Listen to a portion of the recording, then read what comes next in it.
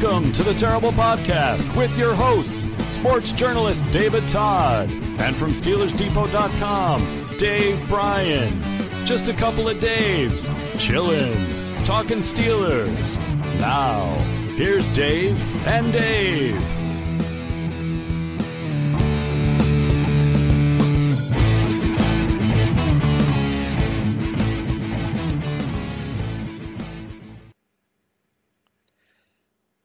Welcome to the Terrible Podcast, Season 9, Episode 46. I'm Dave Bryan from SteelersDepot.com, and sitting in with me today, Alex Kozora, also from SteelersDepot.com. Alex, a very, very happy Friday, I think. Steelers took care of the Carolina Panthers handily on Thursday Night Football. We've got a lot to talk about. How's your day going so far?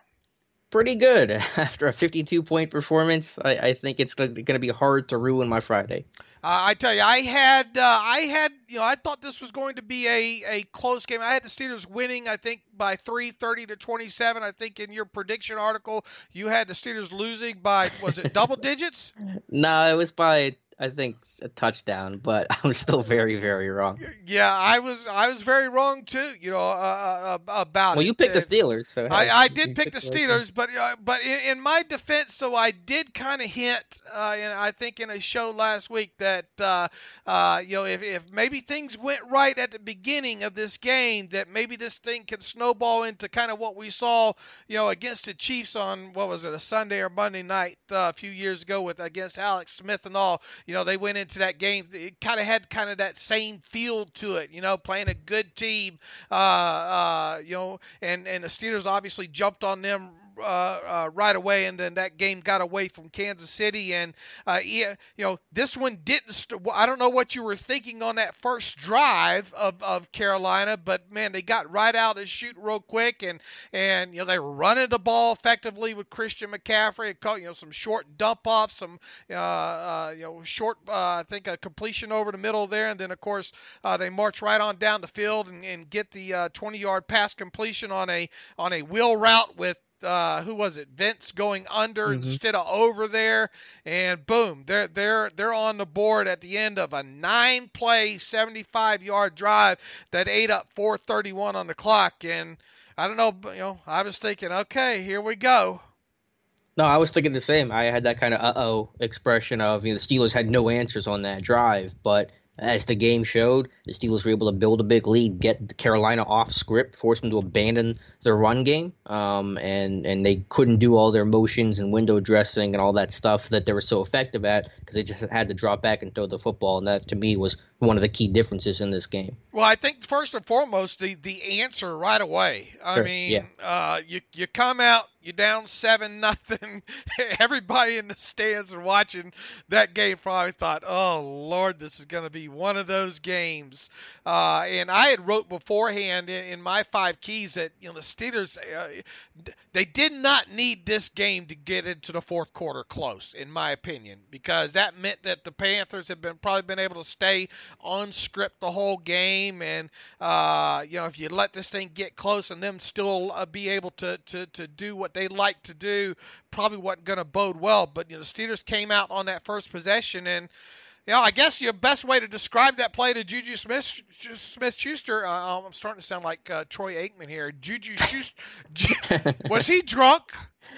Was he they were drunk looking or rough high? last night in the booth. They were looking pretty tired. Man, I don't know about that guy sometime. I like sometimes his analysis I don't think is on point as maybe it once was. But anyway, it looked like one of those slot fades, right? Yeah, it was against cover 3, and I think Ben said after the game, a reader pointed this out to me, that he was going to throw the football to James Washington running a curl route. Then he saw the corner, James Bradbury, jump it, and so he pulled back and hit Juju on what you really call a smash seam, where you get that corner biting on the curl, and then Juju free down the seam, and the safety can't come over in time. So just good execution, maybe a little bit of luck, but Ben using that pump fake and reading the coverage and making a big play. We've kind of seen that usually, that slot fade-ish kind of design normally run the other direction on the TV. It seems like.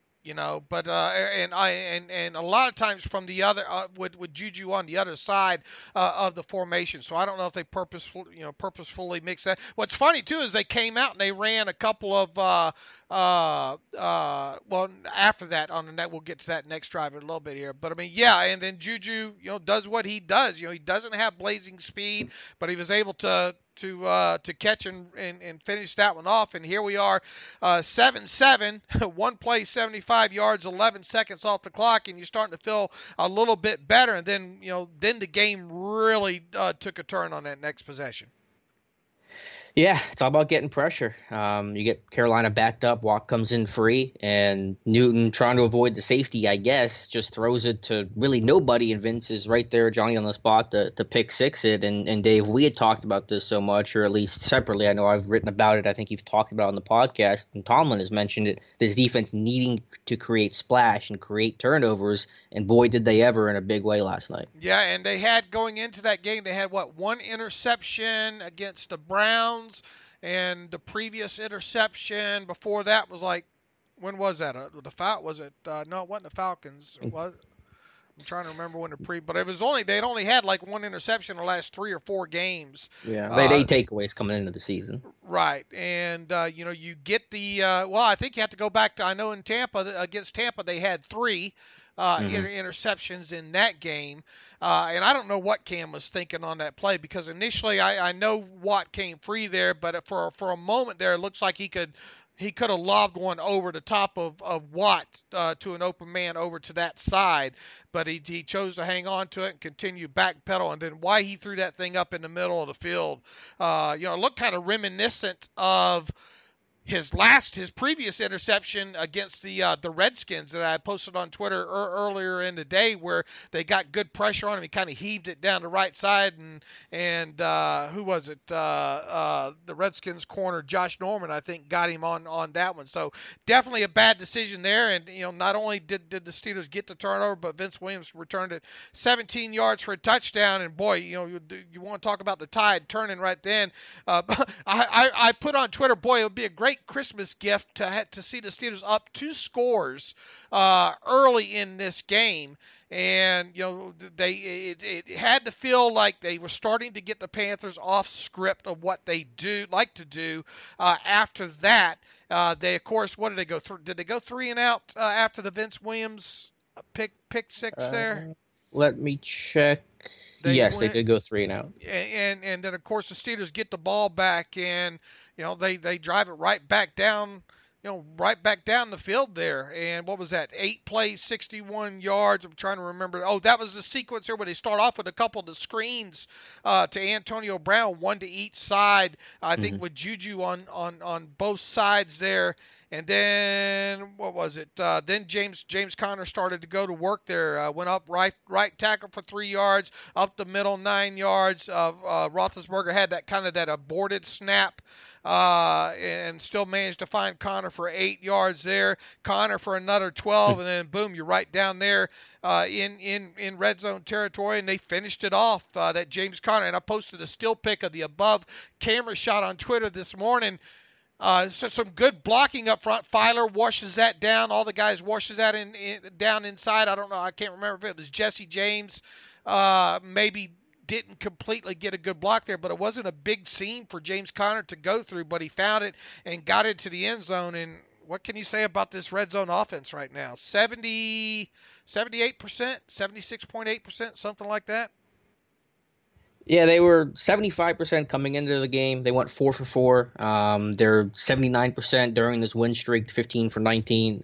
They're in first place right now. We'll see if that holds after the Bengals, or after this, slate of games. The Bengals were in first place. But regardless, you talk about the biggest thing we all knew Randy Fichtner had to do this year as offensive coordinator, because he was coming into a really good situation. Hall of Fame quarterback, Hall of Fame, wide receiver, great offensive line. But the biggest thing he had to change was the red zone offense, which has been so stagnant really under Tomlin's entire tenure. It's not even just a Todd Haley thing, but Haley certainly didn't improve it. And so while I know the execution is a big factor, and obviously, you don't finish unless guys, can't execute. They have to be able to execute in the red zone. I have to give a lot of credit for Randy Fichtner, because this is now the number 1 ranked red zone offense. And That's the thing he had to do, and he's done it better than I could have expected. And the thing is, though, I mean, we're not seeing, we're not seeing. I mean, they still run a lot of the same staple stuff, right?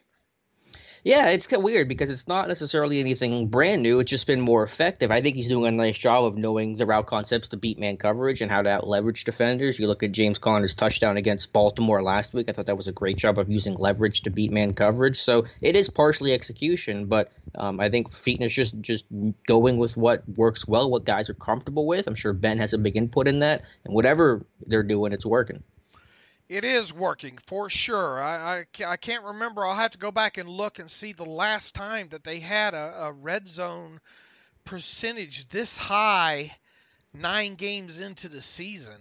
I mean, it really is incredible, and you just have the feeling right now that they should be able to score at will. And what were your thoughts at 21-7? That the Steelers were taking control of this game, that my worries after Carolina went up 7-0 had begun to fade away, not entirely because it's still a 21-7 game. We've seen teams come back from that before. We've seen the Steelers come back from that before. But, like I said, you get Carolina out of their script. You get them running the football less. I think if you throw out the garbage time runs that they had, I think Carolina ran the ball like 13 or 15 times total, which is certainly not their MO. They want to be a team that controls time of possession, a team that has a solid run game, and that they could no longer do the stuff that they did on their first drive of the read option and the motion and the jet and all that kind of stuff. It had to become a more conventional offense, and from there the pass rush became effective, pinned their ears back, and that front four did a great job of bullying the Panthers' offensive line and getting to Cam Newton early and often. They were doing a good job of 4- and 5-man pressures really at that point of the game moving forward. I noted, at least on the TV view early in that game, Bud Dupree seemed to be getting off the football well. I mean, I thought he had a very good game. We'll see what the All-22, of course, says on that. He even missed a sack early. Probably should. How many times should they have had negative plays maybe in those first 4 Panther possessions that they let him, just let him off the hook. Now, Cam Hayward did have the get that sack early on there, and then was that the drive that they kind of let him out of the hole there? No, I'm trying to look. No, they got in the 3rd and 12 situation, and then that's when who came up the middle on that pressure on? I think that was Cam again. Maybe got pressure up the middle at the start of the second quarter on that 3rd down and long that caused Cam to throw short of Funchess on that play over to the left side. And then of course the Panthers took a delay game penalty, and they're punting again, and here comes the Steelers offense back on the field again, only this time. And I was glad to see it. I know a lot of people were asking on Twitter, is James Conner hurt? And I constantly thought back, well, this is a kid that had really 60 total touches in the previous 2 games against the Browns and the Ravens. This is a short week.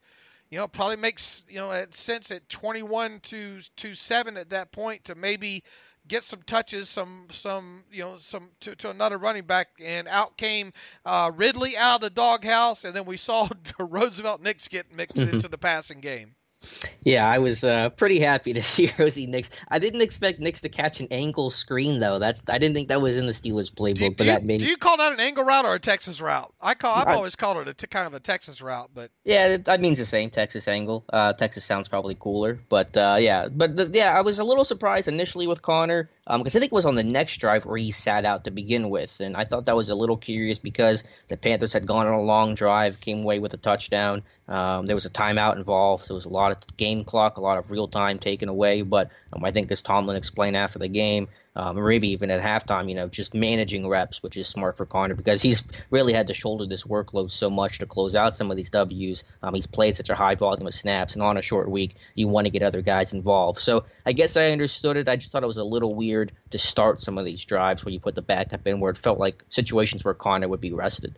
And make no mistake about it, Conner had the most productive night, running the football. I think almost 50. I think 6 of his 13 runs on the night are what we like to kind of term successful runs, whereas Jalen Samuels and Stephon Ridley, not so much. You're probably around a 25% success rate, if that, I think, with those two guys there. But they were able to get Connor off the field a little bit. They got Roosevelt Nix mixed in. They marched down the field.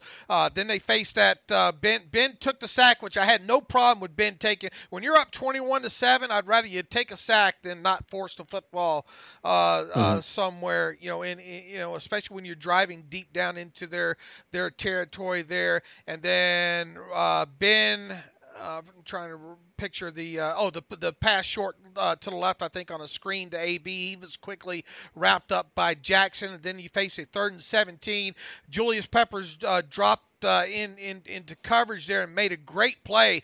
Did you think maybe if Ben had put more mustard on that ball to Juju Smith-Schuster, that gets in there? Maybe, but I just felt like it was a bit of a rushed and risky throw. Ben almost would have gotten picked against Baltimore last week by a linebacker dropping over the middle, but the pass got tipped at the line and probably saved it. He was trying to force it to Vance last week. So maybe Ben getting away with one there, but how about Julius Peppers? The dude's like 86 years old, and he gets a sack and a pass defense on the same drive. He's been a lot of fun to watch. Yeah, really good, and that's part of why I know the Steelers offense shredded that defense last night, but I think the Panthers are going to be fine on both sides of the ball moving forward here. But now facing a 4th and 17, out trots Boswell for a 50-yard field goal, and while I don't think we need to circle that kick at this point, maybe at the time you circle it, maybe not. Maybe you circle that kick for later on in the season, though, right? Yeah, I just think for, Boz's own confidence. And didn't you write about that, Dave? Tomlin saying, that was good for Boz to hit from 50 out. Just to get that confidence in there is just valuable in itself. And plus, if you don't make it, it's 21-7. Panthers have good field position. Who knows what could happen? Right. I mean, it still could have been a turning point in the game. And most definitely if you miss that and then the Panthers which the Panthers did ultimately on their next drive, come down and score. But I mean, hey, putting points on the scoreboard at that point, you just got to keep the foot on the gas. And the more points you score, the more likely you're able to get them out of what they like to do offensively. And I keep saying it sometimes, and especially when it comes to the Steelers, their best defense can really be their offense. And I don't know if all that was a byproduct, because I thought outside of a couple of the plays, and one obviously on the second touchdown on the following drive to McCaffrey from 25 yards, another kind of out of the backfield the wheel route's undefeated still and champion. Where was the mix up on that play? Was it Bostic? Was it somewhere between Morgan and who was on that side? Sensible, I think. Or are we going to have to wait for the all-22 on that? Yeah, I mean, they showed a couple good clips shortly after the touchdown. I'm guessing it's on Bostic because it did look like Burnett and Sensible. It definitely would not have been on Sensible, but it looked like Burnett was carrying his guy inside, and basically the Panthers were running a couple of inside crossers, and they kind of got Bostic picked the way that Kenny Young did on the Connor touchdown last week for Pittsburgh. So I think it was just it was good execution, a really good scheme by Carolina, but some tough situations that Bostic and Vince were asked to be in trying to defend in space. Christian McCaffrey, a great running back. So tough spots to be in, good execution, and just like you said, a wheel route is undefeated. And earlier in the middle of that drive, it had a feel to it that it was don't get beat deep. Mm-hmm. Everything was just short middle. And everything it was just short. I think Moore had a catch in that drive. I think Wright had or Moore had a couple catches in that drive. McCaffrey, an earlier catch in that drive. Did you start getting a little bit worried back again when we're sitting there at 24-14 at that point? I mean, I'm a warrior. I'm a natural warrior, so I'm always a little bit. But I felt confident with how the Steelers were moving the football and executing in the areas that they had to execute. Third down, red zone. Again, this third down offense has just been nothing short of remarkable in its turnaround from the first month of the season. The red zone offense continues to thrive. So I felt like, all right, Steelers going to get the ball here 5 minutes. They can maybe bleed some clock and try to go down and score. And they did in pretty quick fashion with Antonio Brown. Well, since the Ravens game, right? It's been third down's been a lot better. Since I assume this will be true because they won 8 for 11 yesterday. Since the win streak started, they have the number 1 third down offense in football, and from the first month of the season, so that includes the first Ravens game, they had the 28th ranked third down offense. So they went from 28th to first, just like that, and it's incredible. All right, the touchdown to Speedster. We'll get to that a little bit later here. And Antonio Brown for 53 yards. You watch that thing, and they did great camera work on that after on the replay there. I realized that. Look, I mean, you got to give this receiver some advantage. In today's NFL, I understand the defense has to get some advantage at some point, but I'm not sure it should have been there. It just looked like good hand fighting, good. I mean, nobody leans on receivers off the line in press coverage like AB does. I mean, he steps on your toes. He leans into you. He can work those hands inside and hand fight with the ball in the air and not lose speed at the same time. And I think that's just a classic example of that. I mean, is that offensive pass interference? No, not in my book. I mean, that's just, you get those hand fighting. That's how that stuff goes. AB's going to do those subtle things like grab your undershirt and keep you at bay. But you want to put a rookie corner in press man island coverage on Antonio Brown. I mean, I know Dante Jackson's played well this year, had tied for the league leading picks, but you want to put him in that situation, you're asking for a deep shot, you're asking to lose, and I just thought that showed Antonio Brown's strength of being able to basically stick that inside hand out and keep Jackson at bay and be able to kind of swap hips and get a step on him, and then as soon as the ball came there, he ripped that hand down and caught the pass, and Jackson falls, and the rest is history. How hard is that to teach? On AB side of things? Right. I mean, I'm not a receiver. I guess it's hard for me to answer, but it's just those subtleties, and that's why you work so hard and why you train so hard, because it's not just about the size, the speed, or even the route running or quickness. Those things were kind of on display on that rep, but they weren't the main factor. It's the hand fighting. It's the creating separation, and it doesn't have to be burning a guy or making a guy look silly. It's things like having the strength to push out your left hand and, get that into Jackson's chest so he can't get and try to pin you to the sideline and try to hand fight with you, and then that ability to, at the last second, rip that hand down and get it free for yourself to make the catch and finish the play. So those are the crafty things that you learn as you get more experience, as you get more reps in the NFL, and you find different ways to win. So AB wins in so many ways. He can beat you clean, he can beat you over the middle, but he can be in those contested situations too, and I think one of the most underrated things about his game is that strength that he has, because he's not a big guy. He's like 195, but he's so strong for a 195-pound guy that he can make those kind of plays and has that hand strength and the arm strength to keep corners at bay like that. In today's excuse me, I'm yawning. That's strange for me.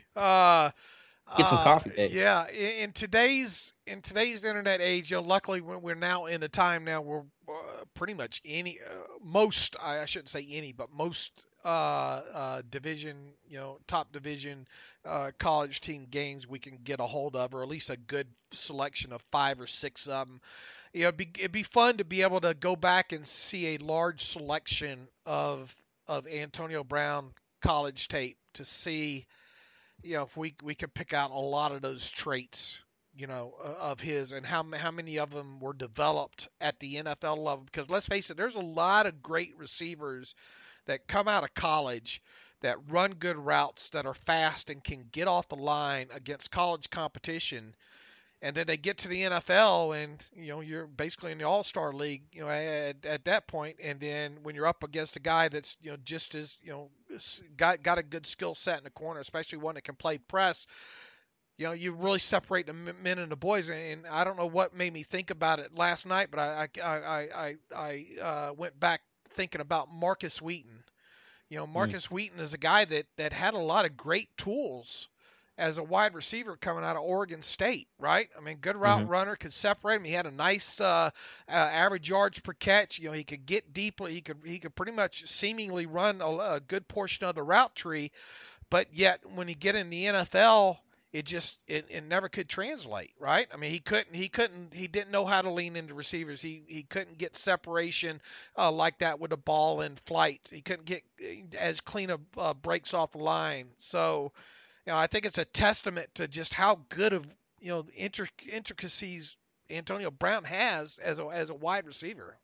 Yeah, no, it's a great point. And I think Wheaton was starting to develop that. Then the health really got to him, and it really kind of just ended things from there. But AB came into this league at 186 pounds. So he gained about 10 pounds and probably a lot more in terms of the muscle mass that he's gained. And I think that's been one of the biggest factors is that you look at this guy. I mean, this dude's rocked up. I mean, again, not a huge guy, but a guy that's just all muscle. And that is good for conditioning, but it's good for those combative situations to make those plays. How about, Dave, the play before, the 3rd and 6, a throw to Switzer, a slant over the middle, a great read by Ben thrown away from where the linebacker turned and dropped. Again, keeping drives alive, that gets you points. I'm glad you brought up that play because I want to go back. I think that's the one. Was that the package play? That was 2-by-2 with the reduced split, and then Thomas Davis dropped to his right, and so Ben threw opposite and hit Switzer on the slant. What was the other one that it had the RPO look to? What was the other pass that Switzer caught down the middle of the field? Was that more of the package play where you're reading what the linebacker does on that and which way he stresses? Do you remember? Was that the play I'm thinking of, or was it the one later in the game? I don't think this one was a package play because it was 3rd and 6. I don't think there was a run element to it, but Ben's reading the linebacker. Thomas Davis dropped the other way, and so Ben threw to where he wasn't and hit Switzer. I remember Switzer caught the other 3rd down working away from Thomas Davis in zone coverage, but I don't think that wasn't a design play or a package play either, so I don't remember. That was in the 3rd quarter, a 3rd and 5 play. Okay. And then, I remember thinking to myself, I want to go back and look at one of those Switzer catches, and I haven't had a chance to really study that yet, and it's something one of us, I'm sure, will do here. The good thing about that is we're seeing him catch the football down the field a little bit more.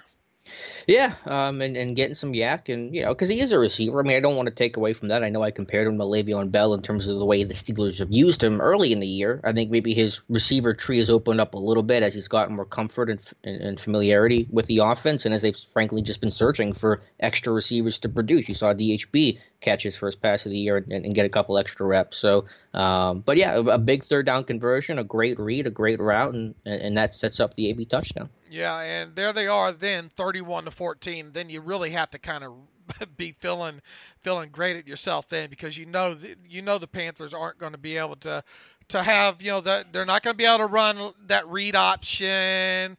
They're not going to be able to run those naked boots, those kind of things, because they got to start moving the football down the field. And boy, the Steelers pass rush at that point really started to even ramp up. It seemed like even more.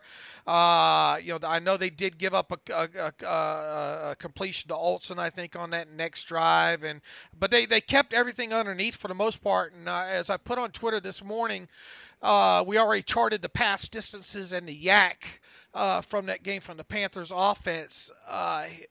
Cam was 0 for 2, I think, not counting the pass interference to Artie Burns' late deep pass. We'll talk about that here in a little bit. 0 for 2 on deep balls, and he had just 5 of his completions were more than 10 yards down the field, and none of them the ball flew more than 13 or 14 yards on any of those. They seem to be able to wrap up quickly in most instances there. You just don't give up the big plays in that situation, and you take an opposing offense out of their what they like to do best, which, we both highlighted that quite a bit prior to this game. They really became one-dimensional, and Cam Newton's just not the kind of guy, I don't think 9 times out of 10 that's going to be able to do that. Well, yeah, there are very few quarterbacks who can do that. I don't know if you want to go big picture on this thing, Dave, but for me, just looking at this game as a whole, this is the first game where I've walked away and felt like a believer in this defense. Maybe that's me being a prisoner of the moment, but just how well they defended everything, how well they tackled, how well they kept Newton in the pocket. I mean, the dude carried the ball twice for 10 yards. That's season lows for him. You have to go back to October last year to find that poor of a rushing output for Cam Newton. And one of them was he just took off with it. That was on the third down, right?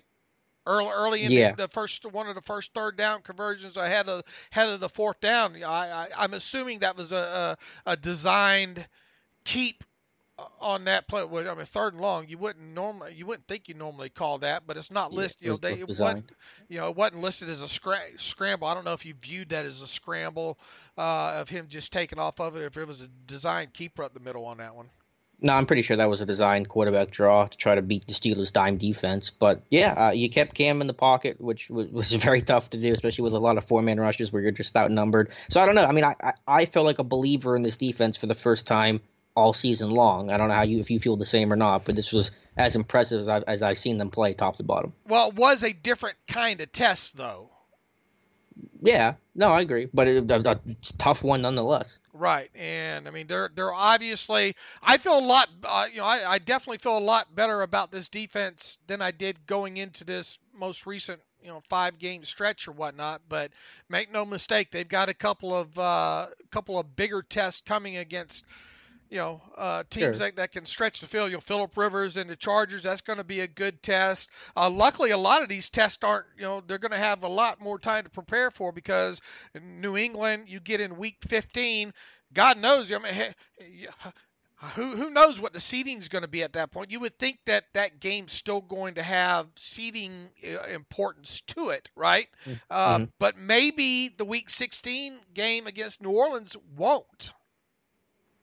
Yeah, I don't know. We'll definitely see about that. Yeah, no, I agree. I mean, there are still some huge tests coming up, but I think you just factor in everything Carolina does offensively, how successful they've been on a short week, all the matchup problems that the Panthers presented, and first drive aside, you handled it nearly flawlessly. I mean, outside of the McCaffrey, big touchdowns, the Steelers didn't give up a pass play more than 15 yards. In a blowout situation, no less. So, that's just unheard of stuff. So, I'm not saying this defense is going to play like this forever. They're going to probably have a bad game here at some point. It'll be against the team that you wouldn't expect, like a Denver or someone gets on them. Hopefully not a Jaguars, right? Or hopefully not a Jaguars, but it could happen. But I just think overall, you're seeing this group get healthy, play with some continuity, and play fundamentally sound, and now you're getting the pass rush to get after teams and limiting teams, making them one-dimensional, and you're creating some splash now. So, I don't know, this is just the first game where I felt like I had a different feeling about where this defense is at than any other so far. I thought that because of the way the Panthers defense had struggled with tight ends heading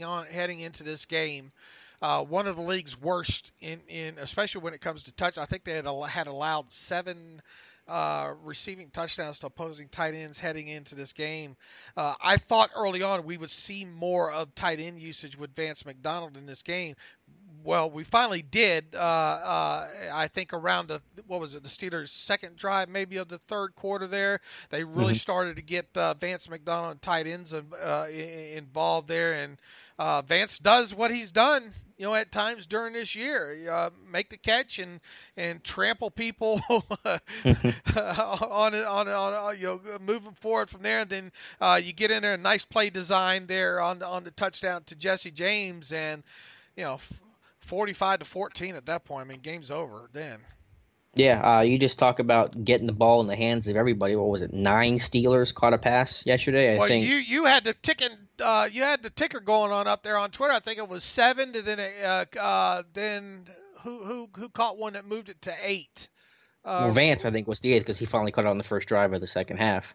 Right, and then who ended up getting one? I think Jesse got back involved. And then Samuels after that, right? Well, I think Samuels had one early in the game. Okay. In the first half, he had one in the flat. But yeah, anyway, either way, it was 9 players who caught a pass. I think 5 offensive players that scored a touchdown. I think it was. I mean, that's just getting the ball in everybody's hands. The Panthers had no answer. And, Vance makes that touchdown, which was questionable if he was bobbling the ball or not. I'm surprised how quickly they reviewed it and confirmed it. But it was 3rd and 9 at the Carolina 12. So that's third down offense. That's red zone offense. You hit on both. And at that point, that made it, 37-14 in mid-third quarter. game was pretty much over at that point. Roethlisberger at halftime was 12 of 13 for 233 yards with 2 touchdowns. I mean, and of course, he took the 1 sack that we talked about. He had a perfect quarterback rating at the time and he stayed just as hot during the second half. Where would you rate that? I mean, I know it's hard to do. He's had so many great games over the years, but this was only his second perfect quarterback rating game for qualified attempts and yada yada. I know quarterback ratings are the archaic stat now at this point and all, but it's a sexy number just the same when you see it. Where did this game rank in some of the all-time great Ben Roethlisberger games? Yeah, that's definitely a tough question to answer. If you look at just regular season, not the postseason, because of the implications for those games, I'd probably put it up there with the Colts game in 2014 where they beat them, 51-34, and then maybe that Packers game. God, what year was that Packers game with the game-winning touchdown pass to Mike Wallace when he threw for like 504? I think those might be, in this one too, some of the best games of his career. Really was. He spread the football around. What about even the decision on the pass to Darius Hayward-Bay? I mean, such great poise on that play. To get the ball Darius Hayward-Bay on that play for 9 yards on a 1st and 10. I mean, just spreading the football around. I really look. We definitely haven't been afraid to knock Ben Roethlisberger in the past on the show, even on some games that the Steelers have won, and he's played reasonably well. I mean, you really in this situation you have to take your hat off and hand it to him. I mean, there wasn't a lot. How many balls did he throw down the field? 3 for 3, I think. Juju AB were good ones to start with. Right, and then the AB over the middle for the big. Was that the one where he was back there making 2 sandwiches? Yeah, because the Panthers rushed 2. I mean, I know the Steelers line has played well, but you're making it easy on them. Yeah, he made a sandwich for both of them, and didn't delay. He knew it too. You could see it back there. Okay, you're gonna give me all this time. I'm going to take it here on that. And really, from the 4th quarter on, it was just a matter of at what point were the Panthers going to get Cam Newton out of the game, and at what time? At what point were the Steelers going to? You knew that he wanted to get that 5th touchdown pass though. So even though they could have pulled Ben at the right there at the start of the 4th quarter, you knew he probably wanted to get that 5th touchdown pass. It was good to see Jalen Samuels get involved there and get that, and Ben praised him for the fight for him getting the touchdown on that one. So good to see those young guys get involved there. Dobbs got into the game, and obviously they left a lot of the starters for a little bit out there with him. He wasn't able to get much done, but we were able to see. I was pleasantly surprised. Finney at center. Matt Fowler, I think, moved over from right tackle to right guard, and Chooks got some well-needed reps at right tackle. Yeah, it's a great opportunity on a short week to get guys rest because you were obviously probably pretty beat up going into this game coming off a physical Ravens contest. You get Ben out, you get Connor left because of the concussion. I guess we'll get to that in a second. He's in protocol at least. But, yeah, you get some other guys reps, some other guys rest. You couldn't draw this one up any better. 52 points, tied for the most they've ever scored since the merger. It was a game in '84 against the Chargers where they had 52. So, and again, against a Panthers team that is a lot better than the way that they play. It's a really good team. Just perfection around across the board. And as you mentioned, coming out of the game healthy, which, I mean, knock on wood, this team just continues to have tremendous luck when it comes to injuries. James Conner, and I think him getting dinged happened somewhere in the 3rd quarter because I posted on Twitter. It looked like he got his, I hate to use a pun, bell rung, but he didn't. But then he came. I thought he was going to be done after that. To be honest with you. I thought, man, well, is there really a reason to get him back in the game? I don't know. Maybe they wanted to get him that 100-yard, yards, 100 total yards or whatever, and touchdown, whatever, at that point. But he didn't last too much longer. And I was glad to see him finally, obviously not under the circumstances of potential concussion, but out of the game at that point. And what did he have? 14 total touches in the game and made the most of his opportunities in that. He seems, and I use that loosely because we've gotten surprises in the past, seems to be really the only injury that we have to watch moving forward. Of course, course, Marcus Gilbert missed a game with a knee injury, and Daniel McCullers didn't even know he missed a game. Really, I mean, with an ankle injury, you would think and hope after this mini bye week that the Steelers really are on now that both those guys will be able to return against Jacksonville week from Sunday. Yeah, got to be one of the healthiest teams in football right now. You look at a Washington team that just felt like they lost their entire starting team this past week with the offensive line and receiver injuries. And you're right, some of that's certainly luck. Like, you really can't prepare for a broken leg or torn ACL or something like that. But credit to, Garrett Guimont and John Norwig, that training staff, the strength and conditioning staff, and then individual players for taking care of their bodies, doing the things they have to get right. You're not seeing the pulled hamstrings. You're not seeing the soft tissue injuries that can come up because guys aren't preparing the right way. They're not, getting enough sleep. They're not eating the right things. They're not, doing the right things in the weight room. So, credit to the individual guys for taking care of themselves and getting themselves ready because a lot of that plays into a factor of staying healthy as well. Absolutely. Anything else, overarching thoughts about that game? Just create and splash everywhere. You get a splash on special teams, too. You get Rosie Nix running down that kick and doing Rosie Nix things, punching that football out. You just creating possessions for your offense, limiting them for your defense. And like you said, it was great to get some of the backups in. Tyler Medikevich played a good deal in that fourth quarter. LJ Fort got a lot of burn and some base package stuff as well. Artie Burns got to play, which – we can talk about that, but just really a three-phase game, and aside from that Panthers' first drive, really almost a flawless performance from Pittsburgh, and one penalty. So I mean that's been the big bugaboo, and then they took care of that as well. Yeah, and poor Artie gets in the game, like you said. I mean, you get a prime opportunity, get some free time there against a team that is going to have to pass at that point, and I think he stumbled a little bit in the end zone there. I'll have to go back and look at that, but I mean, it didn't take him long to go right back to the bench, did it?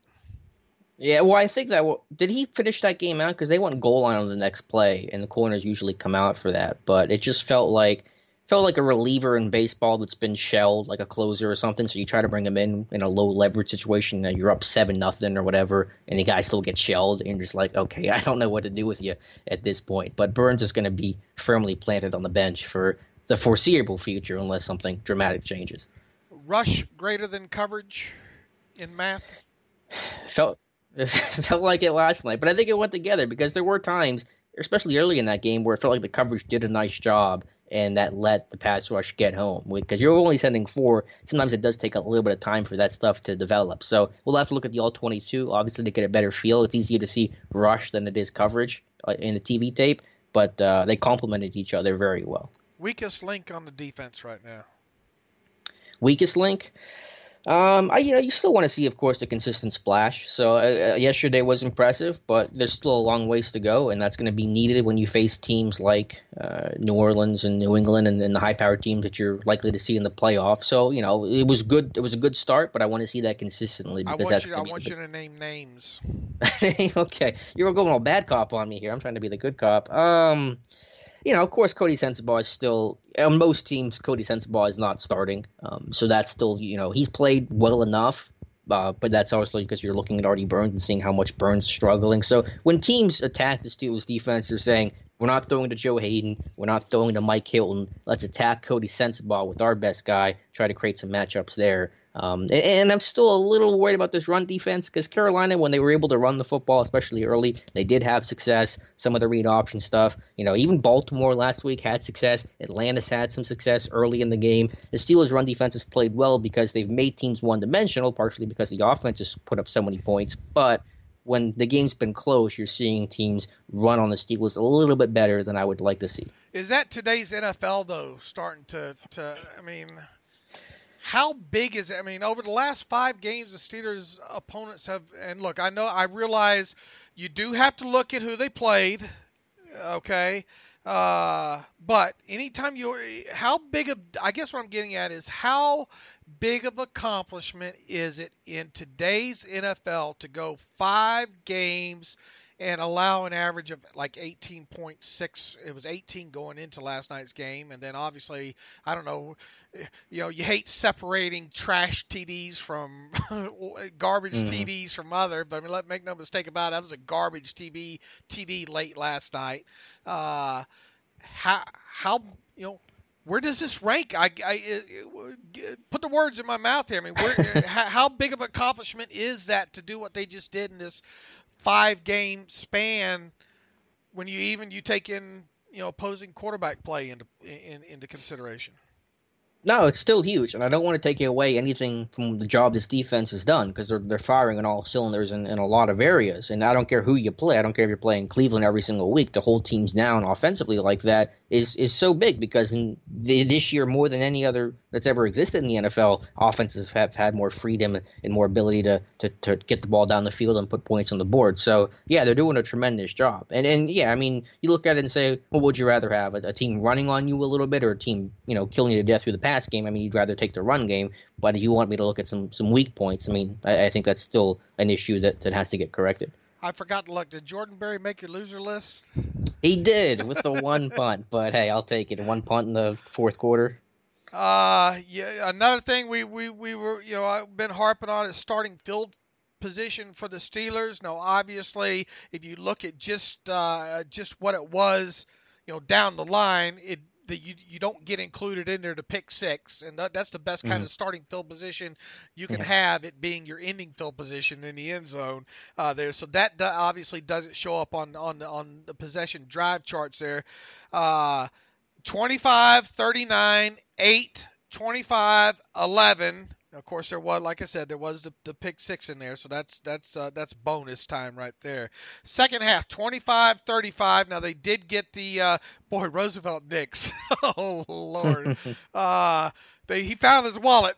He didn't play any offensive snaps in that game against the Ravens, so he looked as fresh can be. Man, that guy can do it all. Yeah, I mean, this is a Roosevelt Nix fan account over here on my end. You get him involved in the pass game. But yeah, he's just always been a core special teamer. That's how he got his start in the NFL, his start with the Steelers. And what was the score in that situation? Was it 38-14? Was that right after that was in the fourth quarter, and it was that the kickoff or the punt? No, it was a kickoff, right? It was a kickoff. Yeah, it was after the Jesse touchdown. So it was 45-14. So it's the end of the third quarter. The game's over at that point, but I mean, Nix is one of those never say die attitudes, and he's going to play it the same whether, it's first quarter of a preseason game or the Super Bowl, and you love that kind of attitude. All right, now it sounds like they're going to get a little time off. Boy, I mean, you go through that string that you just went through with all those divisional games. Mm-hmm. You rattle off the wins that you have, and now you have a mini bye on top of it there's no way they take Jacksonville too light this time around, right? No chance. I mean, this could and they should want it to get ugly, right? I mean, in embarrass, another 50 burger type. Yeah, for sure. I mean, if you can, obviously Jacksonville's still got some names on defense, but no way there's no letdown coming here, right, Alex? Yeah, no, the pedal to the metal, and the team does have off till Wednesday, which I know some fans will probably be cranky about, but I'm happy with. This team deserves it. I mean, if you lose, and I realize what happened last year. I know both times I thought, no way they're going to lose that game. Both times, and I realize this one's in Jacksonville, yada, yada, but they can't have a letdown and a loss in Jacksonville would be totally unacceptable, right? Yeah, it would be pretty catastrophic. Okay, before we transition here into getting our picks, I know your favorite part of the show when you have to do them here. Sure, watching football is fun, but it's more entertaining when you have some action on the games. Guys and gals, they give us these scripts and all, and me and scripts usually don't do well, but they put guys in there, and we have a lot of ladies that listen to this show. We really do, and let me tell you, they are very knowledgeable because I conversed with quite a few of them on Twitter and quite a few of them emails as well too. So I always try to make it a point when I get to these scripts and they say guys to say guys and girls, because I realize and respect the female listenership that we have. Guys and girls, back to my script.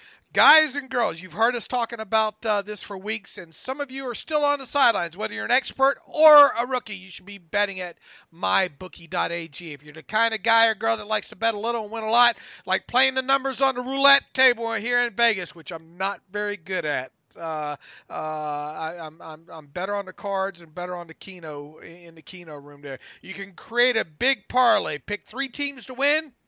If you hit all 3, you can turn $100 into $600. It's that easy. There's so much to bet on. College basketball getting in swing now. College football in the run here. It's only a matter of days before Alabama's given the national championship. NBA, NHL, custom props, even esports, you name it, mybookie.ag has it. MyBookie is the one bet we know that you'll be happy with all year. We recommend these guys. I do because I really trust them. I use MyBookie. MyBookie has been in business for years. They've got great online reviews, and their mobile site is very easy to use, even though I haven't personally had to use it, but I think once. Sign up this week, and MyBookie will give you a 50% bonus. This is their new promo now.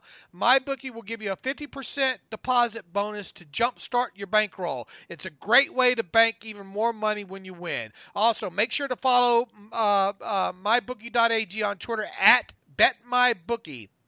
They personally respond to every mention and direct message that they get, not to mention that they've given away more than $10,000 in free money to their followers this football season. You'll be the first to know as soon as new odds and props are listed by following them on Twitter at BetMyBookie as well, too. Reach out to them, too, and let them know that you hear them on this podcast. That helps us out maybe in future deals with BetMyBookie as well, too. Don't miss out on one of the best weeks to get in on sports this year. Log into BetMyBookie right now and use our promo code TERRIBLE and to get the 50% deposit bonus. That's promo code TERRIBLE. You play, you win, you get paid.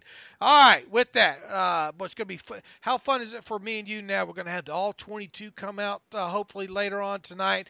We'll be able to scrub that one down completely over the course of the next few days. We got, don't forget, Alex, Bill Cowher.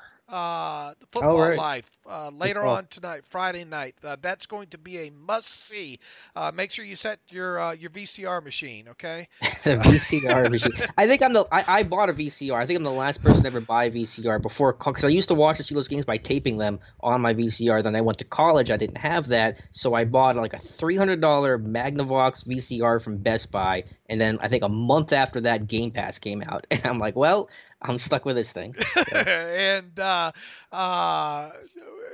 my cable went out last weekend. You know that, right? I heard. I got the hourly update from you. Holy moly! I'm already a miserable SOB anyway, right? Can you imagine? I'm not answering that. Yeah. Can you imagine? Not only and look, I don't use the phone, so I don't give a crap about the phone, the cable for the phone going out. I got my cell phone for that kind of stuff, but the internet was out and the television was out. So, and of course, when I'm up here doing what I do in Mom's basement, or down here in Mom's basement doing what I do, my wife, prefers to watch her shows and all like that as well too. So we were both fit to be tied for what seemed like a whole weekend, but luckily I got that back up and running. I don't want to go through that ever again. And I told Alex too, I'd already booked a hotel room. We were fixing to load up and go to a hotel room last Saturday so I could get some work done, but luckily it came on right after I booked the hotel, but luckily I was able to cancel all that. All right, like I said, it's going to be a fun weekend for you and I, college football on Saturday. Scrub down this tape, watch the Jacksonville Jaguars and break that tape down along with the rest of the action in the NFL, which begins with the New York Jets hosting the Buffalo Bills. Currently, the line at mybookie.ag. Jets -7. This is the part where I have to pick them. This is the part where you tell me, are you laying the points? You can tell me who you think is going to win too, but you can tell me, are you taking the points or are you giving the points?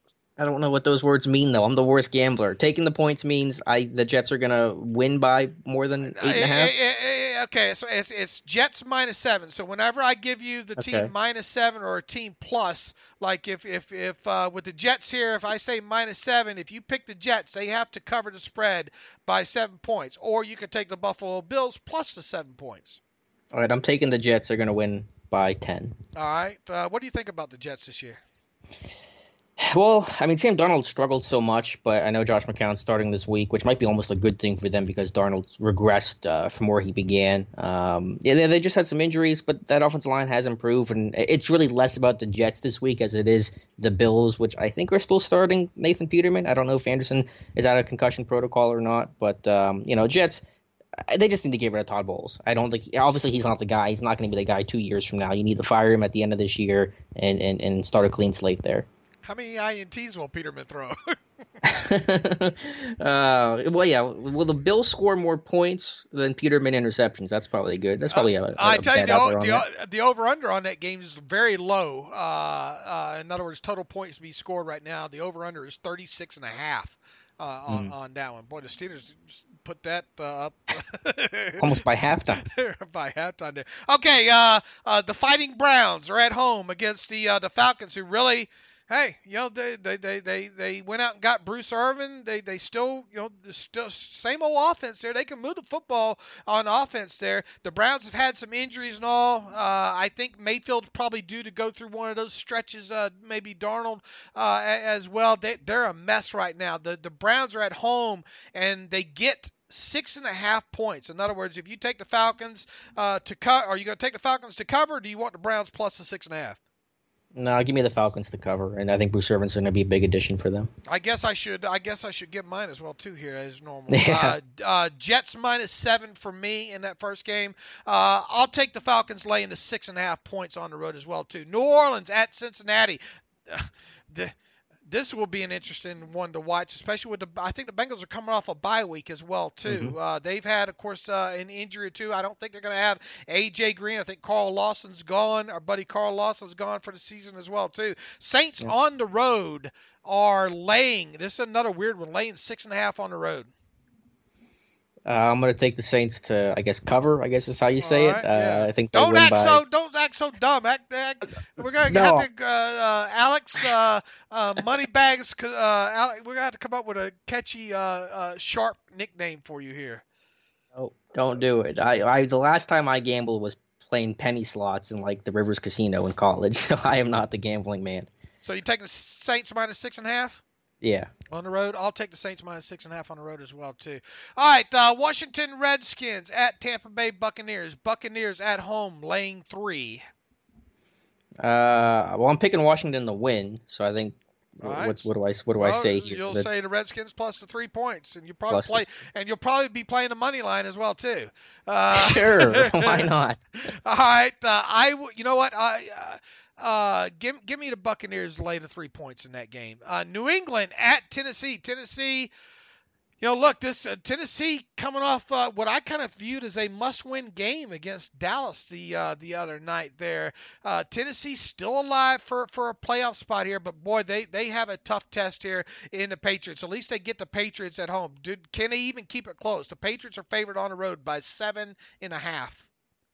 Nah, Patriots will cover. The Patriots-Titans matchups have never ended well for Tennessee, so Patriots win big. Yeah, I'm going to follow your lead there as well, too. Give me the Patriots to cover on the road there. Miami at Green Bay. What do we think about either one of these teams right now? I mean, Green Bay obviously didn't have last 2 games ended, I believe, in losses for them. They still got that high-powered offense. I think Miami's having to still start a different quarterback there. Miami goes up to Green Bay. Green Bay lays 10.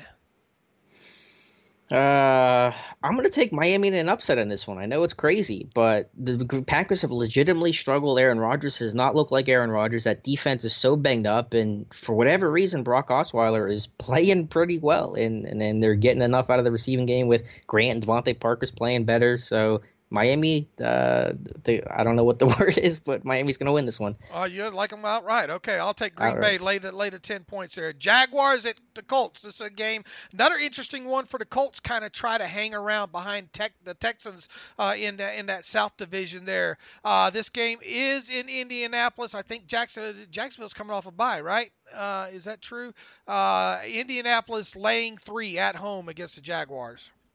I think they cover. I think that offensive line, credit to the new head coach, Frank Reich, for really hoping to transform that offensive line. They played really well. Marlon Mack's did a nice job. I think Colts cover in this one. I think the Jaguars bounce back here. I'm going to take the Jaguars. You think? Yeah, I think the Jaguars. I think they get a win here.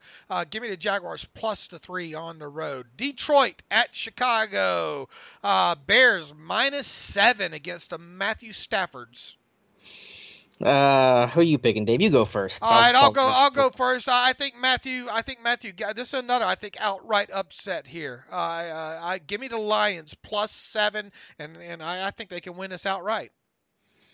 I'm gonna go Chicago here in this one. Yeah, I'm gonna go Chicago. I'll disagree with you on that one. All right, Arizona Cardinals at Kansas City Chiefs. This one shouldn't be close, and the line says as much. The only question is can Arizona cover with 17 points? Is 17 points too much? I'm going to say Arizona covers. I think it's going to be one of those bad beat situations. Hey, I know a term. Where Arizona backdoor beats. A backdoor bad beat. The story of my life sometimes. There you go. Where it's a late touchdown. You know what? Yeah, I'm going to stay away from this personally. I won't be playing this. The Browns hung in there even last week. The Browns are a better team, but they hung in there. Yeah, boy, Mahomes really playing with that whole. You know what? Give me Kansas City to cover this. I think maybe they put up a 50 burger in this one. So give me the Chiefs at home to cover that one. Chargers at the Raiders. The Chargers 10.5 favorites on the road. They cover. The Raiders are just a mess. I mean, if usually 10.5 on the road in that situation, you wouldn't say a team would cover, but I just have no faith in anything Oakland's doing right now. Not this season, at least. Yeah, I'm with you. Give me the Chargers on the road to cover this one. Seattle Seahawks at the Rams. Can they keep it close here? It's 9.5. Rams favored by 9.5 at home over the Russell Wilsons. No, I'm going to take the Rams to cover on this one, too. I think bouncing back. I think that loss, not that there's ever a good loss, but it helps kind of put things in perspective. I think Sean McVay has shown the accountability and leadership. I think the Rams are going to come out a little angry in this one, and they beat up on Seattle. Yeah, I think the Rams win this, but I think 9.5 is too much. So give me the Seahawks plus the points in this one. Dallas at Philly. Is this going to be the final game for Jason Garrett if he loses this one? Philly playing a little bit better after definitely a slow start. There's 7.5. Philly favored at home, 7.5. This is a Sunday night game, by the way. Sunday night game. Now I'm going to take again Philly to cover. Jason Garrett does not sound like he's going to be fired. Jerry Jones has outright said that. I mean, I guess he could change his mind, but I mean, it's got to hurt to be a Cowboys fan right now with all the potential they had, all the expectations, and to watch that offense just sit in reverse. That's brutal. Yeah, it's tough to pick against the Eagles in this one. I think maybe this comes down. I'd like the Eagles to win this, but maybe by only a touchdown. So I'll take the Cowboys plus. I'll get that extra half point in there. I think that'll do it for me. Give me the Cowboys plus 7.5. All right, the Monday night game. Oh, Lord. Giants at the 49ers. 49ers -3.5 with some kid that looks much younger than you playing quarterback. How are those games not able to be flexed or something? Like, how do we get these just ridiculously bad matchups each week, Dave? Good question, and I want to make sure that one didn't get. No, that's still the Monday night game. Yeah. Yeah, they ought to be able to. What's the line on that? What did I just tell you there? I just switched over on screens here. 49ers -3.5. They're going to cover. Hey, Nick Mullins played really well last week. I think there's not enough tape on him to be figured out, and the Giants just that bad. Give me the Fighting Eli's to win this one outright. So give me. I want the 3.5 points in this one here. Okay. What else do we have left? AB can't drive 55. What's the fastest, and check your legalese and your statute of limitations on the state. What's the fastest you've ever driven in a car before? So I'm guessing it's well over 100. Oh, well over 100. Yeah, I've got busted at 135 before. Okay. I seem like I've been up into 150, 160 before. What kind of car were you driving for that? A Mustang Mach 1, 1969 Mustang Mach 1 with a 351 Cleveland and a Holly 4-barrel. All right. Well, you answered that thoroughly. Yeah. Yeah. No, it was a dumb What's the fastest decision. you've driven? About 55?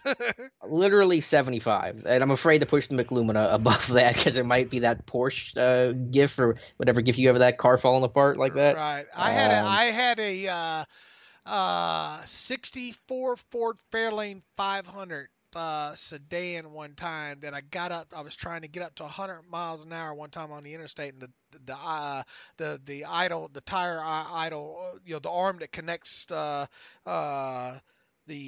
axle and all together so you can steer went out, and you couldn't steer at that point. I went all across 2 lanes of the interstate on into the median and had to slam on brake. One of the most scariest times I've been in my life, and I've had quite a few of those.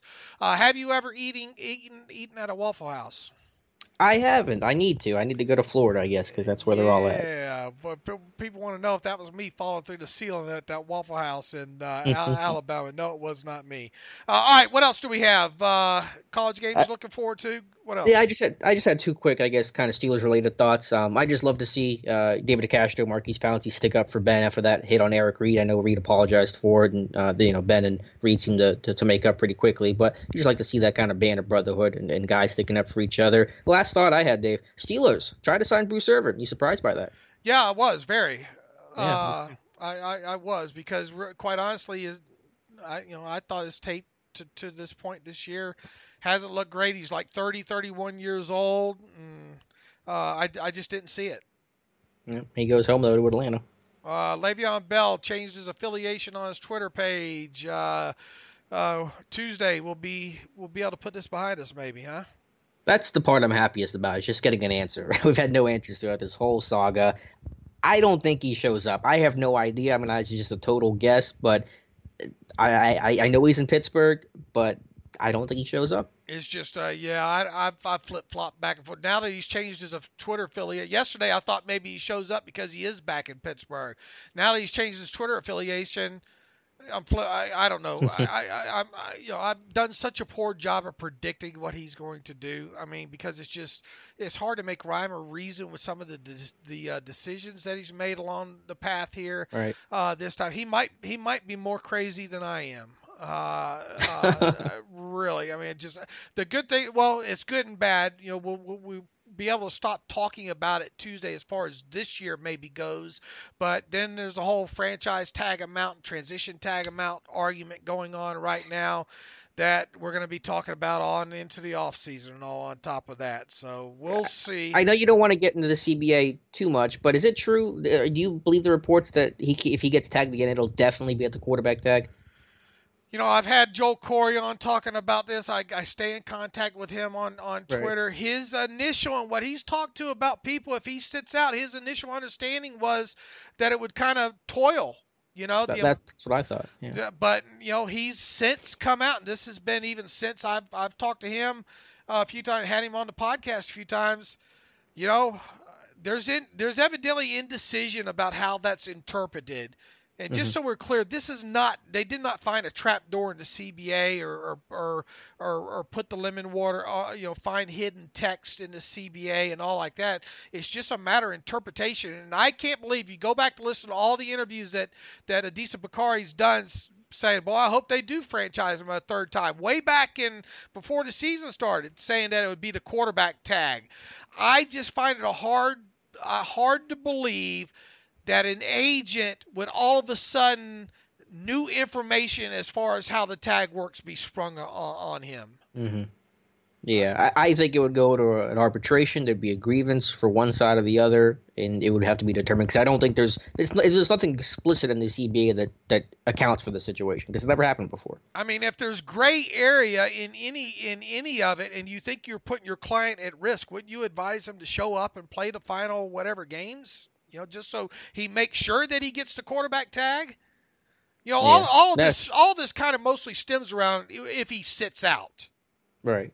Right. But if he does show up, then we're talking about his Quarterback reaction. Well, no, well, that, but I also mean we're talking about the reaction from teammates. We're talking about how they're using Connor, and it's going to be a saga. So either way, there's going to be a saga, regardless of what his decision is. Right, absolutely, and we'll see what happens Tuesday. All right, appreciate you joining me today. You can follow me on Twitter at Steelers Depot. Follow Alex Kozora on Twitter at Alex_Kozora. Follow the show at Terrible Podcast. Email the show theterriblepodcast@gmail.com. If you like what we do and want to donate to the cause, go to SteelersDepot.com. Hit that donate button up right navigational bar.